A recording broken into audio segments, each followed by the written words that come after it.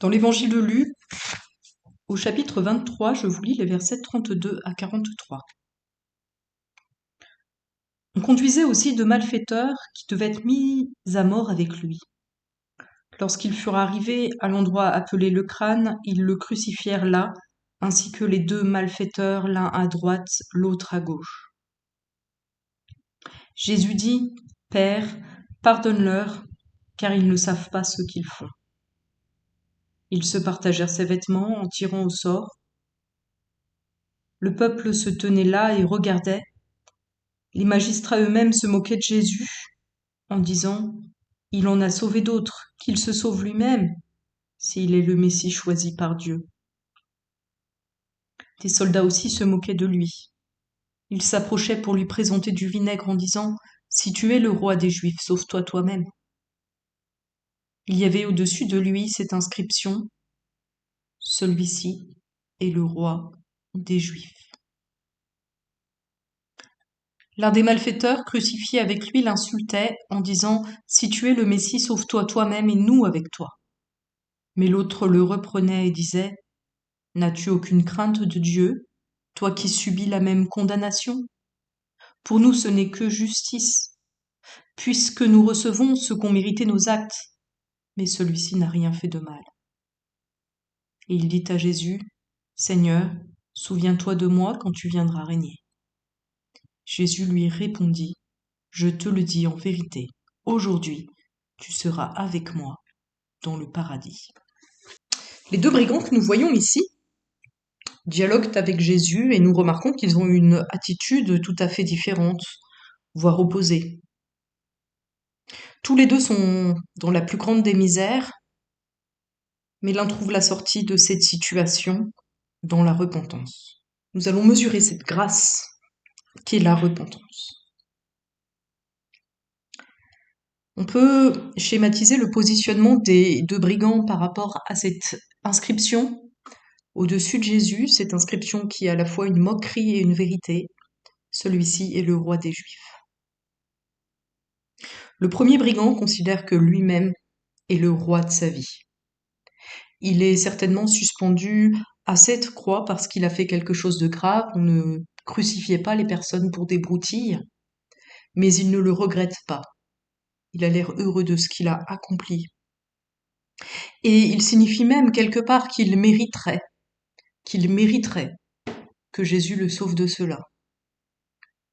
Sur sa croix, ce brigand reste sur un trône, le trône de l'homme qui veut être Dieu à la place de Dieu. L'attitude du second brigand est toute différente. Il admet qu'il mérite la mort. Il admet aussi que Jésus est ce roi qui seul peut le sauver de là.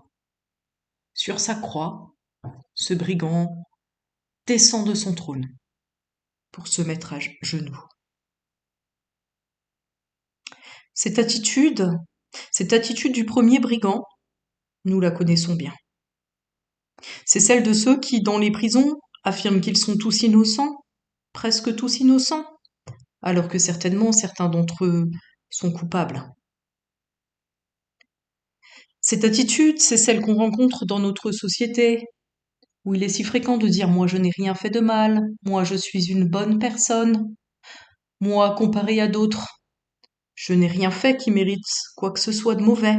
S'il y a du malheur dans le monde, c'est que Dieu n'existe pas. » Cette attitude-là, c'est l'attitude du premier brigand, une attitude qui refuse la repentance.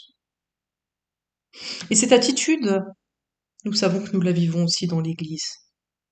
Nous la vivons entre nous dans l'Église. Quand nous considérons que les autres sont coupables et que nous refusons de pardonner, quand nous pensons qu'ils sont les seuls coupables et que nous nous réfugions dans l'amertume, comme s'ils devaient nous payer le mal qu'ils ont fait, comme s'ils devaient le payer à nous. Nous le vivons quand nous refusons de demander pardon, quand nous évitons de regarder ce que nous faisons mal. Et nous le vivons aussi quand nous avons du mal, tellement de mal à nous montrer vulnérables devant les autres, à dire que les choses ne vont pas si bien pour nous que cela semble en apparence. Il est dur de descendre de notre trône pour nous mettre à genoux devant le roi. Pourtant, il y a une joie immense, qui est celle qui devait être celle du deuxième brigand. Il y a une joie immense d'être un sujet du bon roi, un simple sujet du bon roi. Une joie de pouvoir déposer aux pieds du seul qui peut traiter le mal, ce qui nous pèse et ce qui pèse au monde, sans que nous n'ayons rien à mériter, simplement parce qu'il se propose de prendre tout cela et de nous en libérer par amour. C'est la joie, certainement la joie du petit enfant qui va auprès de son papa alors qu'il vient de casser son jouet, en sachant qu'il le réparera. C'est la joie qui devrait être la nôtre. Alors, première question, dans quelle situation manquons-nous de nous repentir? Et puis nous prierons pour les relations dans l'Église, pour qu'elles puissent être libres de l'amertume, de l'orgueil et des faux semblants. Bonne rencontre.